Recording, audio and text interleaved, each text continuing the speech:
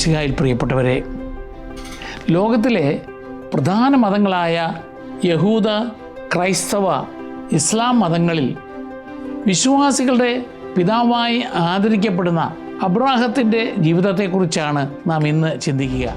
ഈ 3 മതങ്ങളും അബ്രഹാമിക് മതങ്ങളാണെന്നാണ് അറിയപ്പെടുക. ദൈവത്തിൽ നിന്നുള്ള അബ്രഹാമിൻ്റെ വിളിയാണ് ഈ മതങ്ങളുടെ ഏക ദൈവത്തിലുള്ള വിശ്വാസത്തിന് അടിസ്ഥാനം. അബ്രഹാമിൻ്റെ യഥാർത്ഥ പേര് അബ്രാം എന്നായിരുന്നു. എന്നാൽ അബ്രാമിനെ ജനതകളുടെ പിതാവായി തിരഞ്ഞെടുത്ത ശേഷം ദൈവം അദ്ദേഹത്തിൻ്റെ പേര് മാറ്റി അബ്രാഹം എന്നാക്കി. ബൈബിളിലെ ഒരു പ്രധാന കഥാപാത്രമായ അദ്ദേഹത്തിൻ്റെ ജീവിതത്തിൽ ദൈവവും നിരവധി വ്യക്തികളുമായുള്ള ഇടപെടലുകൾ കാണാം. അവ സുദീർഘമായതിനാൽ അദ്ദേഹത്തിൻ്റെ ജീവിതയാത്രയെ ഒന്നിലധികം എപ്പിസോഡുകളായി നമുക്ക് പരിശോധിക്കാം.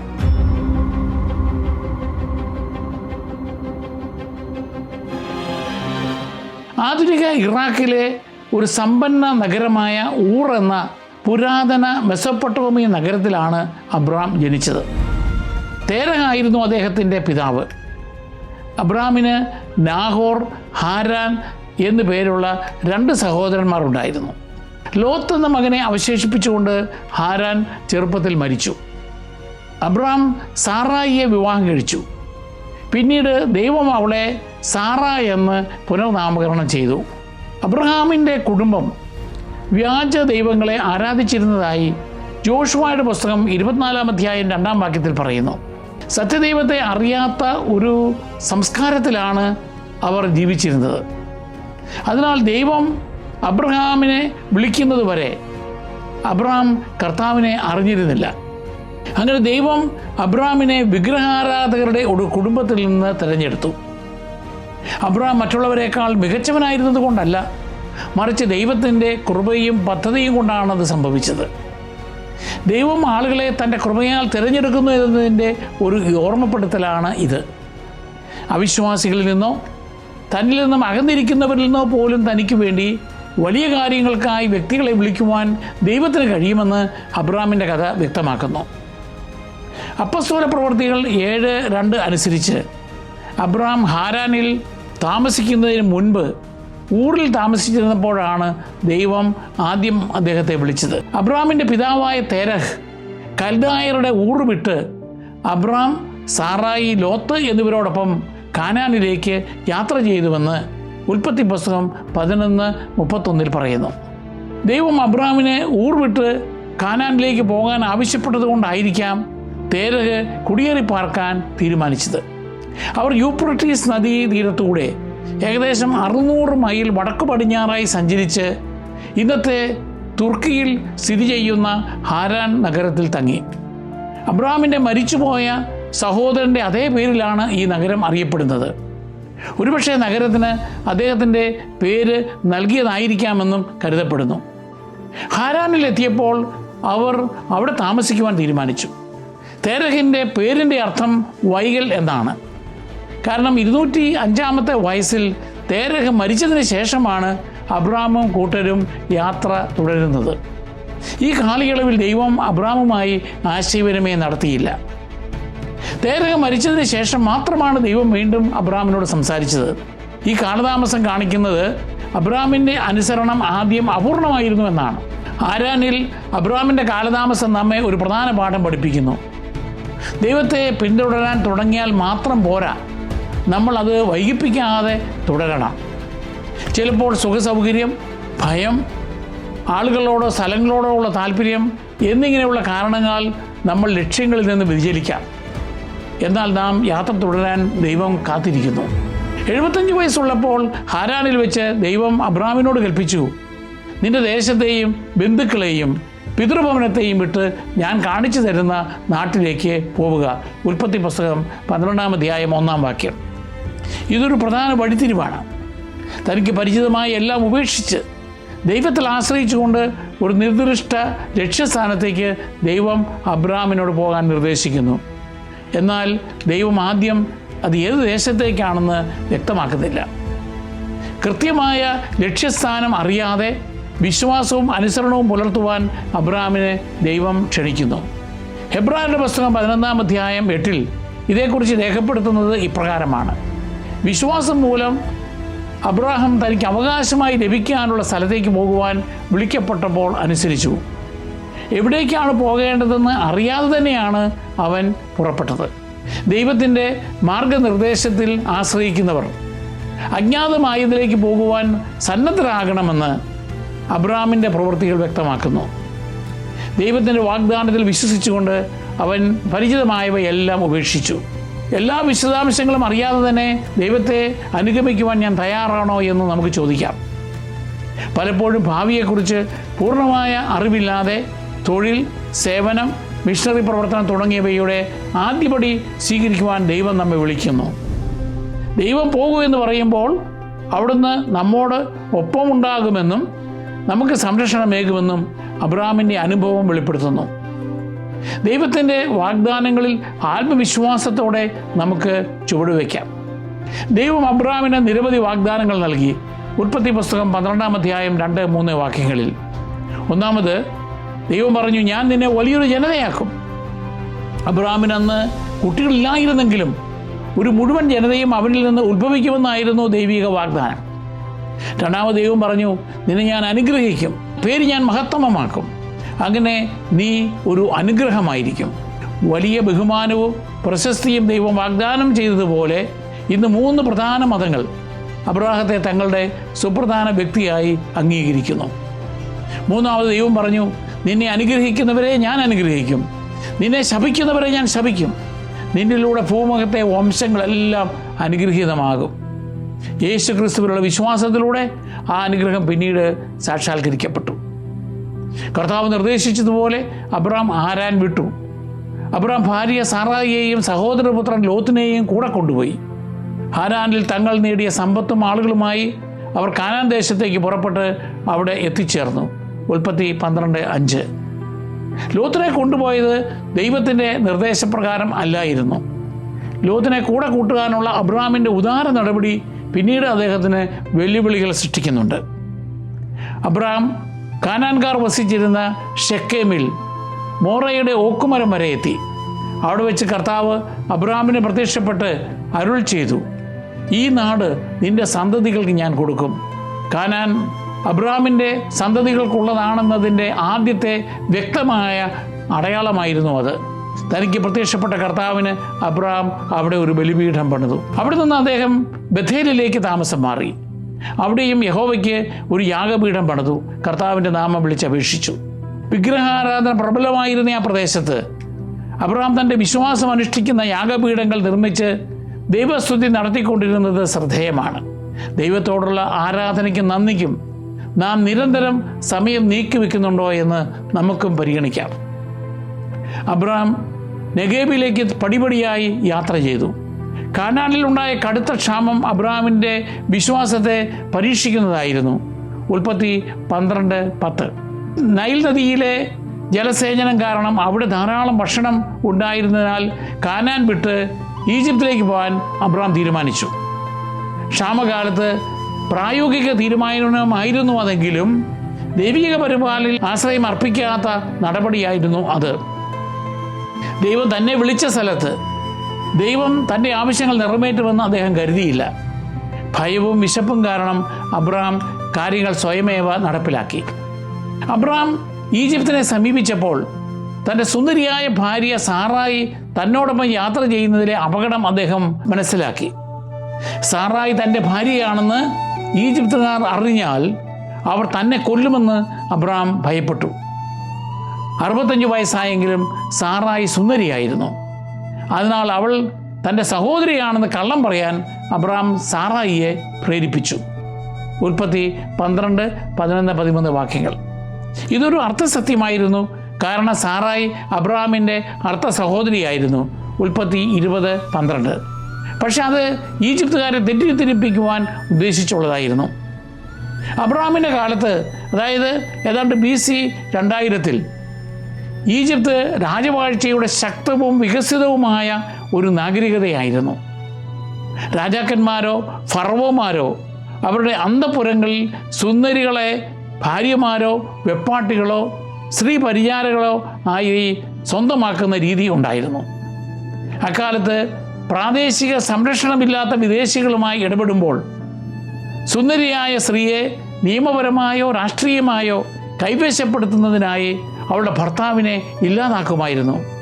അതിനാലാണ് രാഷ്ട്രീയ സംരക്ഷണമില്ലാത്ത ഒരു നാടോടിയും വിദേശിയുമായ തനിയെ ഈജിപ്തിലെ ഒരു ഉന്നതനുമായോ ഫറവോയുമായോ പോലും സാറായിയുടെ വിവാഹത്തിന് വഴിയൊരുക്കുവാൻ താൻ കൊല്ലപ്പെടുമെന്ന് അബ്രഹാം ഭയപ്പെട്ടത്. അബ്രഹാത്തിൻ്റെ ഉദ്ദേശം സ്വയരക്ഷയായിരുന്നു. ദൈവത്തിൻ്റെ വാഗ്ദാനമോ സാറായിയുടെ ചാരിത്രമോ അപ്പോൾ അബ്രഹാം വിലമതിച്ചില്ല. വിശ്വാസമുള്ള ഒരു മഹത് വ്യക്തിക്ക് പോലും കുറവുകൾ ഉണ്ടാകാമെന്ന് ഇവിടെ നാം കാണുന്നു. ബൈബിൾ അബ്രഹാമിൻ്റെ തെറ്റുകൾ മറച്ചു വയ്ക്കുന്നില്ല. അദ്ദേഹത്തിൻ്റെ ജീവിതം തെളിയിക്കുന്നത് ഗോത്രപിതാക്കന്മാർ പോലുള്ള ഏറ്റവും പ്രധാനപ്പെട്ട വ്യക്തികൾ പോലും ബുദ്ധിമുട്ടുകൾ നേരിടുകയും തെറ്റുകൾ വരുത്തുകയും ചെയ്യുന്നു എന്നതാണ്. യഹൂദ പാരമ്പര്യം ഈ സംഭവത്തെ ധാർമ്മിക മാനുഷ്യ ബലഹീനതകളുടെ നിമിഷമായിട്ടാണ് വ്യാഖ്യാനിക്കുന്നത്. അബ്രഹാമിൻ്റെ തന്ത്രം ഒരു യഥാർത്ഥ ഭീഷണിയെ അടിസ്ഥാനമാക്കിയുള്ളതാണെങ്കിലും അത് സത്യസന്ധതയെയും ദൈവത്തിൻ്റെ കരുതലിലുള്ള വിശ്വാസരാഹിത്യത്തെയും സൂചിപ്പിക്കുന്നു. ഭീഷണിപ്പെടുത്തുന്ന സാഹചര്യങ്ങളിൽ പോലും ദൈവത്തിൽ ആശ്രയിക്കുവാൻ ഇത് നമ്മെ പഠിപ്പിക്കുന്നു. ഈജിപ്തിൽ പ്രവേശിച്ചപ്പോൾ അബ്രഹാം ഭയപ്പെട്ടത് തന്നെ സംഭവിച്ചു. സാറായിയുടെ സൗന്ദര്യം ഫറവോയുടെ ഉദ്യോഗസ്ഥരുടെ ശ്രദ്ധ പിടിച്ചുപറ്റി. അവളെ ഫറവോയുടെ കൊട്ടാരത്തിലേക്ക് കൊണ്ടുപോയി. ഫറവോ അവളെ തൻ്റെ അന്തഃപുരത്തിൻ്റെ ഭാഗമാക്കി. ഉൽപ്പത്തി 12:14 മുതൽ 16 വരെ ഉള്ള വാക്യങ്ങൾ. അപ്പോൾ അബ്രഹാം നിസ്സഹായനായിരുന്നു. പകരം ഫറവോ അവളെ പ്രതി അബ്രഹാമിനോട് നന്നായി പെരുമാറി. അവന് ആടുകൾ, കാളകൾ, കഴുതകൾ, ഒട്ടകങ്ങൾ, വേലക്കാർ, വേലക്കാരികൾ എന്നിവ ലഭിച്ചു. ഉൽപ്പത്തി 12:16. ഇത് ഒരു ദാമ്പത്യ പ്രതിസന്ധി മാത്രമായിരുന്നില്ല. അബ്രഹാമിൻ്റെ വാഗ്ദത്ത കുട്ടിയുടെ അമ്മയാകേണ്ടതായിരുന്നു സാറായി. മറ്റൊരു പുരുഷനുമായുള്ള അവളുടെ വിവാഹം ആ വാഗ്ദാനത്തെ ലംഘിക്കും. സാറായിയെ സംരക്ഷിക്കുന്നതിനായി ദൈവം ഫറവോൻ്റെ കുടുംബത്തിന്മേൽ കഠിനമായ ബാധകൾ അയച്ചു. സത്യം മനസ്സിലാക്കിയ ഫറവോ അബ്രഹാമിനെയും കുടുംബത്തെയും ഈജിപ്തിൽ നിന്ന് തിരിച്ചയച്ചു. അബ്രഹാമിന് നൽകിയ സമ്മാനങ്ങൾ ഉൾപ്പെടെയുള്ള അവരുടെ സ്വത്തുക്കൾ സൂക്ഷിക്കുവാൻ അവരെ അനുവദിച്ചു. അബ്രഹാം ഭയത്താൽ പ്രവർത്തിച്ചെങ്കിലും ദൈവം അവനെ സംരക്ഷിച്ചു. നാം പരാജയപ്പെടുമ്പോഴും ദൈവത്തിൻ്റെ വിശ്വസ്തത ഈ സംഭവത്തിൽ പ്രകടമാണ്. വിശ്വാസമുണ്ടെങ്കിലും നമുക്ക് തെറ്റുകൾ സംഭവിക്കാം. എന്നാൽ ദൈവം കരുണയുള്ളവനും നമ്മെ തിരികെ നയിക്കുവാൻ കഴിവുള്ളവനുമായി തുടരുന്നുവെന്ന് ഇത് നമ്മെ ഓർമ്മിപ്പിക്കുന്നു. സാമ്പത്തിക സമ്മർദ്ദം, ആരോഗ്യപ്രശ്നം തുടങ്ങിയ പ്രതിസന്ധികൾ നാം നേരിടും. പരിഭ്രാന്തരാകാനും നമ്മുടെ ധാർമ്മികതയിൽ വിട്ടുവീഴ്ച ചെയ്യുവാനും നാം പ്രലോഭിതനാകാം. എന്നാൽ അബ്രഹാമിൻ്റെ കഥ ദൈവത്തിൻ്റെ കരുതലിൽ വിശ്വസിക്കണമെന്ന് നമ്മെ പഠിപ്പിക്കുന്നു. യേശു പറഞ്ഞു, നിങ്ങൾ ആദ്യം അവിടുത്തെ രാജ്യവും അവിടുത്തെ നീതിയും അന്വേഷിക്കുക, അതോടൊപ്പം മറ്റുള്ളവയെല്ലാം നിങ്ങൾക്ക് ലഭിക്കും. മത്തായി 6:33. അബ്രഹാമിൻ്റെ വഴിമാറിപ്പോക്ക് ഉത്കണ്ഠാജനകമായ തീരുമാനങ്ങളുടെ അനന്തര ഫലങ്ങൾ ചിത്രീകരിക്കുന്നു. ഈജിപ്തിലെ പ്രയാസകരമായ അനുഭവത്തിന് ശേഷം അബ്രഹാം ഭാര്യ സാറായിയെയും സഹോദരപുത്രൻ ലോത്തിനെയും അവരുടെ എല്ലാ സ്വത്തുക്കളെയും കൂട്ടി കാനാനിലേക്ക് മടങ്ങി. ഈജിപ്തിൽ പരാജയപ്പെട്ടെങ്കിലും ദൈവം അവനെ സംരക്ഷിച്ചു. മുമ്പത്തേക്കാൾ കൂടുതൽ സമ്പത്തുമായി അവൻ ഈജിപ്ത് വിട്ടു. അബ്രഹാമിന് ധാരാളം കന്നുകാലികളും സ്വർണവും വെള്ളിയും ഉണ്ടായിരുന്നു. ഉൽപ്പത്തി 13:2. എന്നിട്ടും അബ്രഹാം അഹങ്കരിക്കുകയോ ദൈവത്തിൽ നിന്ന് അകലുകയോ ചെയ്തില്ല. അവൻ നെഗേബിൽ നിന്ന് ബഥേൽ വരെയും ബഥേലിനും ആയിക്കുമിടയ്ക്ക് താൻ മുമ്പ് കൂടാരമടിച്ചതും ആദ്യമായി ബലിപീഠം പണിതതുമായ സ്ഥലം വരെയും യാത്ര ചെയ്തു. അവിടെ അബ്രഹാം കർത്താവിൻ്റെ നാമം വിളിച്ചപേക്ഷിച്ചു. ഉൽപ്പത്തി 13:3-4 വാക്യങ്ങൾ. ഇത് അബ്രഹാമിൻ്റെ എളിമയെ കാണിക്കുന്നു. അബ്രഹാം തൻ്റെ പരാജയം സമ്മതിച്ച് ആരാധനയിലേക്കും അനുതാപത്തിലേക്കും മടങ്ങി. അവൻ തൻ്റെ ജീവിതം ദൈവത്തിൽ വീണ്ടും കേന്ദ്രീകരിച്ചു. തെറ്റിന് ശേഷം ദൈവാരാധനയിലേക്കുള്ള ഈ തിരിച്ചുവരവ് പ്രധാനമാണ്. ജീവിതത്തിൽ വഴിതിരിച്ചുവിടലുകൾ നടത്തുമ്പോഴും നമുക്ക് ദൈവത്തിലേക്ക് മടങ്ങി വരുവാൻ കഴിയുമെന്ന് ഇത് കാണിക്കുന്നു. ആരാധന നമ്മെ ദൈവവുമായി വീണ്ടും ബന്ധിപ്പിക്കുകയും അവൻ്റെ പദ്ധതിയുമായി നമ്മുടെ ജീവിതത്തെ പുനഃക്രമീകരിക്കുവാൻ സഹായിക്കുകയും ചെയ്യുന്നു. അബ്രഹാം തൻ്റെ ബലിപീഠത്തിലേക്ക് മടങ്ങുന്നത് പോലെ നമുക്ക് പരാജയമുണ്ടായാലും നാം പ്രാർത്ഥനയിലേക്കും പ്രതിബദ്ധതയിലേക്കും മടങ്ങണം. വൈകാതെ മറ്റൊരു വെല്ലുവിളിയും അബ്രാമിനുണ്ടായി. അബ്രാമിൻ്റെ അനന്തരവൻ ലോത്ത് എല്ലായ്പ്പോഴും അവനോടൊപ്പം യാത്ര ചെയ്തിരുന്നു. ഈജിപ്തിൽ നിന്നുള്ള അബ്രാമിൻ്റെ നേട്ടങ്ങൾ കാരണം ഇരുവരും അപ്പോഴേക്കും ധാരാളം കന്നുകാലികളെ സമ്പത്തിൻ്റെ ഭാഗമായി സമ്പാദിച്ചിരുന്നു. മേച്ചിൽപ്പുറത്തിനും വെള്ളത്തിനും വേണ്ടിയുള്ള മത്സരം കാരണം അബ്രാമിനും ലോത്തിനും വേണ്ടി ജോലി ചെയ്യുന്ന ഇടയന്മാർക്കിടയിൽ വഴക്കുണ്ടായി. ഉൽപ്പത്തി 13:6-7 വാക്യങ്ങൾ. ഇത് കുടുംബത്തെ ഗുരുതരമായി വിഭജിക്കുമായിരുന്നു. കുടുംബ സംഘർഷങ്ങളും കുടുംബ ശിഥിലീകരണവും ഒഴിവാക്കേണ്ടത് ആവശ്യമായി അബ്രാം കണക്കാക്കി. അതിനാൽ വിവേകത്തോടും വിനയത്തോടും കൂടി അബ്രാം പ്രശ്നത്തിൽ ഇടപെട്ടു. ലോത്തിൻ്റെ പിതൃ സഹോദരൻ എന്ന നിലയോ തൻ്റെ മൂപ്പവകാശങ്ങളോ പരിഗണിക്കാതെ അബ്രാം സമാധാനപരമായ ഒരു പരിഹാരം ലോത്തിനോട് നിർദ്ദേശിച്ചു. നമ്മൾ തമ്മിലും നമ്മുടെ ഇടയന്മാർ തമ്മിലും കലഹമുണ്ടാകരുത്, കാരണം നമ്മൾ സഹോദരന്മാരാണ്. ഇതാ ദേശമെല്ലാം നിന്റെ കൺമുമ്പിലുണ്ടല്ലോ, എന്നെ പിരിഞ്ഞു പോവുക. ഇടതുഭാഗത്താണ് നിനക്ക് വേണ്ടതെങ്കിൽ ഞാൻ വലതുഭാഗത്തേക്ക് പൊയ്ക്കൊള്ളാം, വലതുഭാഗമാണ് നിനക്ക് ഇഷ്ടമെങ്കിൽ ഞാൻ ഇടതുഭാഗത്തേക്ക് പൊയ്ക്കൊള്ളാം. ഉൽപ്പത്തി 13:8-9 വാക്യങ്ങൾ. ഈ നിർദ്ദേശം അനതിസാധാരണമായ ഉദാരതയാണ്. ദൈവം വാഗ്ദാനം ചെയ്തതുപോലെ ലോത്തിനല്ല, അബ്രാമിന് ആ ഭൂമിയിൽ നിയമപരമായ അവകാശവാദം ഉന്നയിക്കാമായിരുന്നു. അബ്രാമിനെ സംബന്ധിച്ചിടത്തോളം കുടുംബ ഐക്യവും സമാധാനവുമാണ് ലാഭത്തേക്കാൾ പ്രധാനം. ഈജിപ്തിലെ ഒരു സ്വാർത്ഥനായ മനുഷ്യനിൽ നിന്ന് സമാധാനം ആഗ്രഹിക്കുന്നവനും വിശ്വസ്തനുമായ ഒരു ഗോത്രപിതാവായി പരിണമിക്കുന്ന ഈ ഭാഗത്തിൽ അബ്രാഹത്തിൻ്റെ ധാർമ്മിക വളർച്ച നാം കാണുന്നു. ഈജിപ്തിലെ ഫലഭൂയിഷ്ഠമായ ദേശത്തെ ഓർമ്മിപ്പിക്കുന്ന സോതോമിനടുത്തുള്ള യോർദാൻ്റെ പച്ചത്താഴ്വര ലോത്ത് കണ്ടെത്തി. ഉൽപ്പത്തി 13:10. സോതോമിലെ ദുഷ്ടപാപികളുടെ ഇടയിൽ ജീവിക്കുന്നതിൻ്റെ ആത്മീയ അപകടം ലോത്ത് മുൻകൂട്ടി കണ്ടില്ല. ഉൽപ്പത്തി 13:13. ഈ തീരുമാനം പിന്നീട് കുഴപ്പങ്ങൾ വരുത്തുമായിരുന്നു. അവൻ യോർദാനിൽ സമതലം മുഴുവൻ തിരഞ്ഞെടുത്ത് കിഴക്കോട്ട് യാത്രയായി. അങ്ങനെ ലോത്തുമായി അബ്രാം വേർപിരിഞ്ഞു. അത്യാഗ്രഹത്താലും ലൗകിക മോഹങ്ങളാലും നയിക്കപ്പെട്ട ലോത്തിൻ്റെ തെറ്റായ തിരഞ്ഞെടുപ്പുകൾ സോദോം ദൈവിക ന്യായവിധിയെ നേരിട്ടപ്പോൾ നഷ്ടത്തിൽ കലാശിച്ചു. ലോത്തിൻ്റെ കഥ നമ്മെ ഓർമ്മിപ്പിക്കുന്നത് ആദ്യം ആകർഷകമായി തോന്നുന്നത് മറഞ്ഞിരിക്കുന്ന അപകടങ്ങൾ കൊണ്ടായിരിക്കാമെന്നാണ്. സാമ്പത്തിക വിജയത്തേക്കാൾ ആത്മീയ ക്ഷേമത്തിനാണ് നാം മുൻഗണന നൽകേണ്ടത്. ഉൽപ്പത്തി 13:14-15 വാക്യങ്ങൾ പറയുന്നു: അബ്രാം ലോത്തിൽ നിന്ന് വേർപെട്ടതിന് ശേഷം കർത്താവ് അബ്രാമിനോട് പറഞ്ഞു, നീ തലയുയർത്തി കിഴക്കോട്ടും പടിഞ്ഞാറോട്ടും തെക്കോട്ടും വടക്കോട്ടും നോക്കുക. നീ കാണുന്ന പ്രദേശമെല്ലാം നിനക്കും നിൻ്റെ സന്താന പരമ്പരകൾക്കും എന്നേക്കുമായി ഞാൻ തരും. ലോത്ത് തിരഞ്ഞെടുത്ത ആ പ്രദേശം പോലും ദൈവം അബ്രാമിന് നൽകിയ ദാനത്തിൻ്റെ പരിധിയിലായിരുന്നു. അബ്രാമിൻ്റെ പേരിൻ്റെ അർത്ഥം ഉന്നതനായ പിതാവ് എന്നാണ്. പക്ഷേ അവനും സാറായിയും കുട്ടികളില്ലാതെ ക്ലേശിച്ചിരുന്നു. എന്നിരുന്നാലും ദൈവം എണ്ണമറ്റ സന്തതികളെ അവർക്ക് വാഗ്ദാനം ചെയ്തു. ഭൂമിയിലെ പൂഴിയിലെ നിൻ്റെ സന്തതികളെ ഞാൻ വർദ്ധിപ്പിക്കും, പൂഴി പോലെ നിൻ്റെ സന്തതികളെ ഞാൻ വർദ്ധിപ്പിക്കും. പൂഴി ആർക്കെങ്കിലും എണ്ണി തീർക്കാമെങ്കിൽ നിൻ്റെ സന്തതികളെയും എണ്ണാനാവും. ഉൽപ്പത്തി 13:16. എണ്ണമറ്റ സന്തതികളെക്കുറിച്ചുള്ള ആ അസാധ്യമായ വാഗ്ദാനം ആവർത്തിച്ചുകൊണ്ട് ദൈവം അബ്രാമിൻ്റെ വിശ്വാസം വർദ്ധിപ്പിച്ചു. ഏറ്റവും നല്ലതെന്ന് തോന്നിയ സ്ഥലം ലോത്ത് ഏറ്റെടുത്തെങ്കിലും ദൈവം അബ്രാമിന് ഭൂമി മാത്രമല്ല, ഭാവിയിലെ ഒരു ജനവും നിലനിൽക്കുന്ന വാഗ്ദാനങ്ങൾ നൽകി. സ്വയം പിടിച്ചെടുക്കുന്നതിലല്ല, മറിച്ച് ദൈവത്തിൽ വിശ്വസിക്കുന്നതിലാണ് ശാശ്വത വിജയം കുടികൊള്ളുന്നത്. തുടർന്ന് ദൈവം അബ്രാമിനെ ആ പ്രദേശത്ത് നടക്കാൻ ക്ഷണിച്ചു.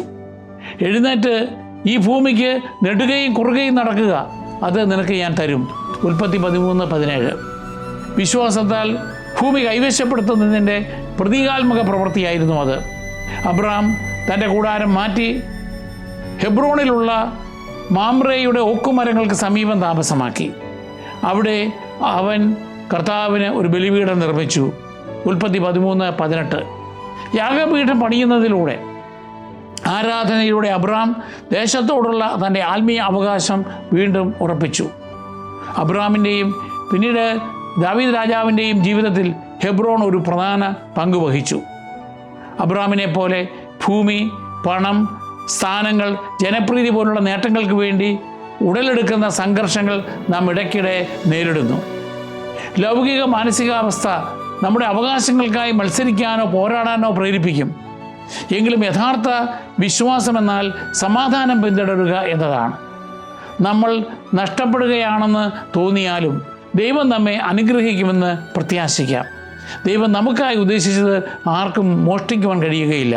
ബൈബിളിൽ രേഖപ്പെടുത്തിയിട്ടുള്ള ആദ്യ യുദ്ധത്തിൻ്റെ കഥയാണ് ഉൽപ്പത്തി 14-ാം അധ്യായം പറയുന്നത്. രാജാക്കന്മാരുടെ യുദ്ധം എന്നറിയപ്പെടുന്ന പെട്ടെന്നുള്ളതും ഗുരുതരവുമായ സംഘർഷം നാം അവിടെ കാണുന്നു. നേരത്തെ സോദോം നഗരത്തിലേക്ക് താമസം മാറിയ ലോത്ത് അതിന് മധ്യത്തിൽ കുടുങ്ങി. 12 വർഷത്തെ അടിമത്തത്തിന് ശേഷം മത്സരിച്ച സോദോമിലെയും ഗൊമോറയിലെയും രാജാക്കന്മാരെ ശിക്ഷിക്കുവാൻ ഏലാം രാജാവിൻ്റെ നേതൃത്വത്തിൽ കിഴക്ക് നിന്നുള്ള 4 രാജാക്കന്മാരുടെ ഒരു സംഘം ജോർദാൻ താഴ്വരയെ ആക്രമിച്ചു. തുടർന്നുള്ള യുദ്ധത്തിൽ കിഴക്കൻ രാജാക്കന്മാർ നഗരങ്ങൾ കൊള്ളയടിക്കുകയും ലോത്തും അവൻ്റെ എല്ലാ സ്വത്തുക്കളും ബന്ദിയാക്കപ്പെടുകയും ചെയ്തു.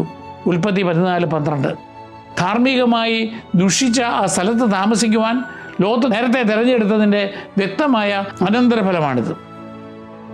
ആകർഷകമായി തോന്നിയത് അപ്രതീക്ഷിത അപകടത്തിലേക്ക് നയിച്ചു. ലോത്തിനെ പിടികൂടിയെന്ന് അബ്രാഹാം കേൾക്കുമ്പോൾ അവൻ ധൈര്യത്തോടെയും സഹോദര സ്നേഹത്തോടെയും ഉടനടി പ്രതികരിച്ചു. സ്വന്തം വീട്ടിൽ നിന്ന് പരിശീലനം ലഭിച്ച 318 പുരുഷന്മാരെ സംഘടിപ്പിച്ച് അദ്ദേഹം ശത്രുവിനെ പിന്തുടർന്നു.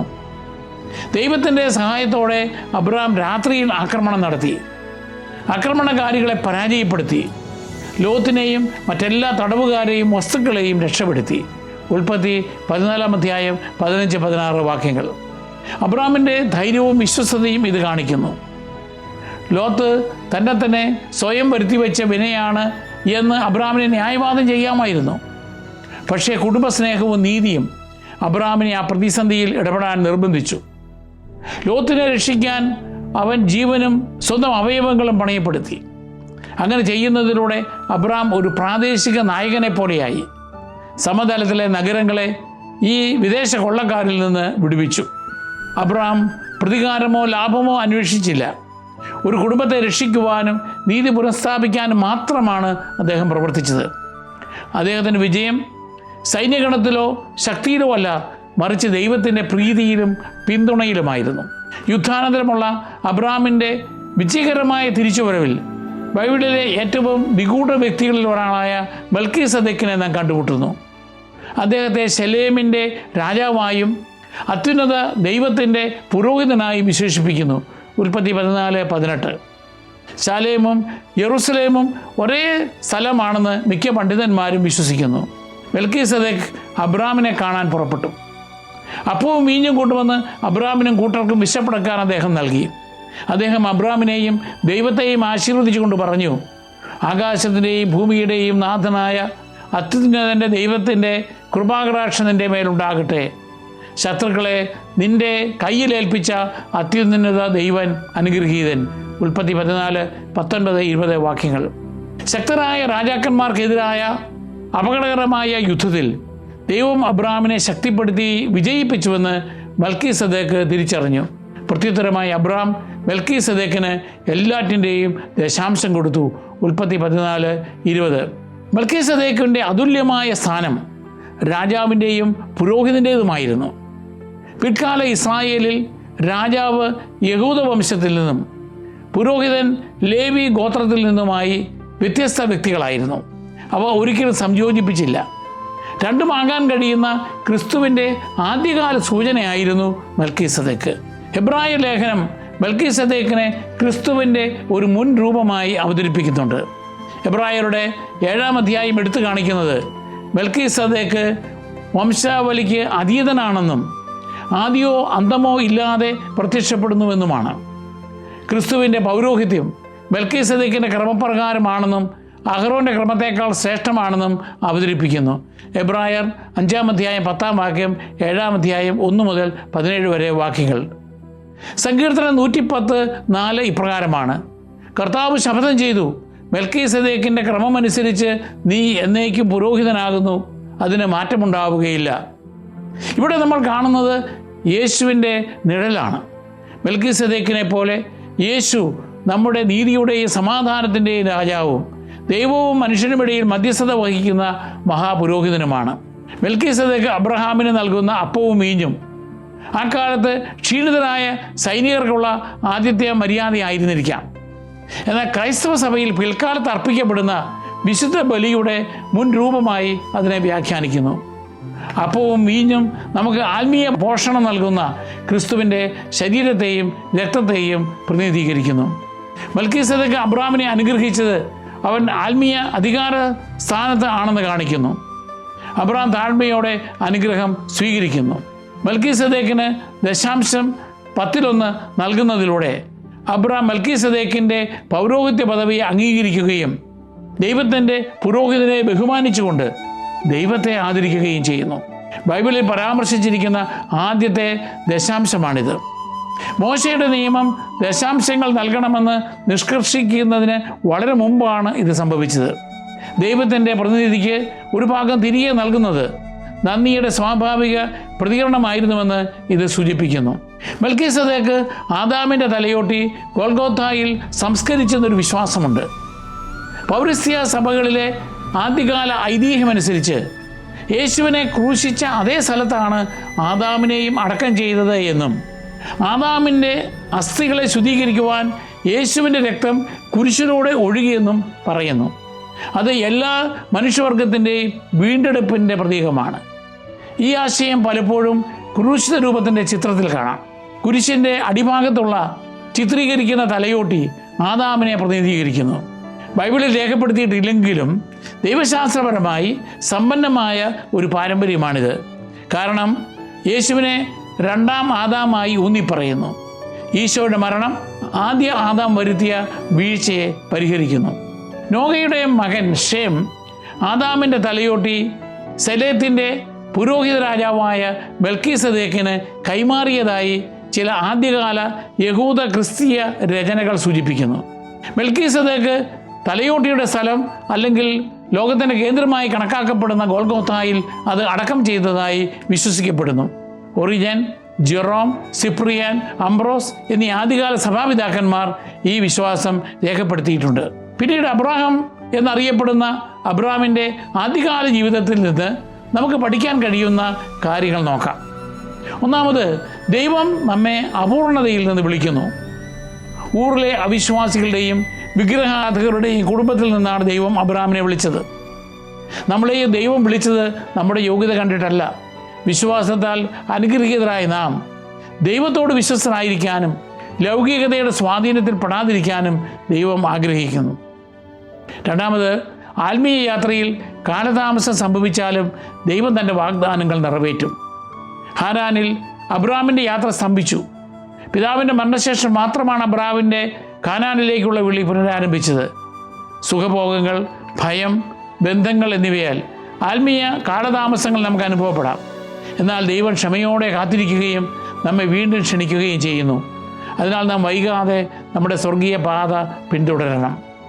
മൂന്നാമത്, ഭാവിയെക്കുറിച്ചുള്ള അവ്യക്തത അനുസരണത്തിന് തടസ്സമാകരുത്. അബ്രഹാം എവിടേക്കാണ് പോകുന്നതെന്ന് അറിയാതെ ദൈവാശ്രയത്തിൽ യാത്ര ചെയ്തു. ലക്ഷ്യസ്ഥാനം ദൃശ്യമല്ലെങ്കിൽ പോലും മുന്നോട്ട് പോകുന്നതാണ് വിശ്വാസം. ആത്മീയ വളർച്ചയിലോ മിഷണറി യാത്രയിലോ തൊഴിൽ മേഖലയിലോ ആദ്യപടി സ്വീകരിച്ചതിന് ശേഷം മാത്രമേ ദൈവം പലപ്പോഴും അടുത്ത ഘട്ടം വെളിപ്പെടുത്തുകയുള്ളൂ. എങ്കിലും ആദ്യം മുതൽ അന്ത്യം വരെ കാണുന്നവനെ നാം വിശ്വസിക്കണം. നാലാമത്, പ്രതിസന്ധികളിൽ ദൈവാശ്രയം കൈവെടിയരുത്. ക്ഷാമകാലത്ത് അബ്രഹാം ദൈവത്തിൽ ആശ്രയിക്കാതെ ഈജിപ്തിലേക്ക് ഓടിപ്പോയി. ഭയത്താൽ ഫറവോയെ വഞ്ചിച്ചു. ദൈവം അവനെ സംരക്ഷിച്ചുവെങ്കിലും വിശ്വാസമില്ലാത്ത തീരുമാനങ്ങളുടെ അനന്തരഫലങ്ങൾ ഉണ്ടായി. രോഗം, സാമ്പത്തിക സമ്മർദ്ദം, അപകടം തുടങ്ങിയവ മൂലം ജീവിതം ദുഷ്കരമാകുമ്പോൾ അവ നമ്മുടെ വിശ്വാസത്തെയോ മൂല്യങ്ങളെയോ തകർക്കാൻ ഇടയാകരുത്. അവസാനമായി, ഭൗതിക നേട്ടങ്ങളെക്കാൾ സമാധാനത്തിന് മുൻഗണന നൽകുക. വാഗ്ദാനം അബ്രഹാമിനോടായിരുന്നിട്ടും അബ്രഹാം ലോത്തിനെ ആദ്യം ഭൂമി തിരഞ്ഞെടുക്കുവാൻ അനുവദിച്ചു. സ്വത്തുക്കൾ, കുടുംബ പ്രശ്നങ്ങൾ, അംഗീകാരം എന്നിവയെ ചൊല്ലിയുള്ള സംഘർഷങ്ങളിൽ സ്വയം താഴുമ്പോൾ ദൈവം പിന്നീട് നമുക്ക് നൽകുമെന്ന് വിശ്വസിക്കുക. ഈശോ പറയുന്നു, സമാധാനം ഉണ്ടാക്കുന്നവർ, സംസ്ഥാപിക്കുന്നവർ ഭാഗ്യവാന്മാർ. മത്തായി 5:9. ഒരു പ്രാർത്ഥനയോടെ നമുക്ക് അവസാനിപ്പിക്കാം. സ്വർഗസ്ഥനായ പിതാവേ, അങ്ങ് അബ്രഹാമിനെ വിഗ്രഹാരാധകരുടെ ഇടയിൽ നിന്ന് വിശ്വാസയാത്രയിലേക്ക് വിളിച്ചു. അദ്ദേഹത്തെ പോലെ ഞങ്ങൾ ദുർബലരാണ്, ചിലപ്പോൾ ഭയപ്പെടുന്നവരും വഴിതെറ്റിപ്പോകുവാൻ സാധ്യതയുള്ളവരുമാണ്. എന്നിരുന്നാലും അങ്ങയുടെ വാഗ്ദാനങ്ങൾ ഉറപ്പുള്ളതാണല്ലോ. അങ്ങയുടെ വിളി കേൾക്കാനും അങ്ങയുടെ വാഗ്ദാനങ്ങളിൽ വിശ്വസിക്കുവാനും പാത വ്യക്തമല്ലെങ്കിൽ പോലും നടക്കാനും ഞങ്ങളെ സഹായിക്കണമേ. ഞങ്ങൾ വീഴുമ്പോൾ ഞങ്ങളെ തിരികെ അങ്ങയിലേക്ക് നയിക്കണമേ. സംഘർഷങ്ങളുടെ ലോകത്ത് ഞങ്ങളെ സമാധാനം സംസ്ഥാപിക്കുന്നവരും അത്യാഗ്രഹത്തിൻ്റെ ലോകത്ത് ഉദാരമതികളുമാക്കണമേ. അബ്രഹാമിൻ്റെ ബലിപീഠങ്ങളെപ്പോലെ ഞങ്ങളുടെ ആരാധന എല്ലാ കാലത്തും അങ്ങയിലേക്ക് ഉയരട്ടെ. അനുസരിക്കുവാൻ ധൈര്യവും മടങ്ങി വരാനുള്ള എളിമയും കാണാത്ത വാഗ്ദാനങ്ങളിൽ പ്രത്യാശ വയ്ക്കുവാനുള്ള വിശ്വാസവും ഞങ്ങൾക്ക് നൽകണമേ. ആമേൻ.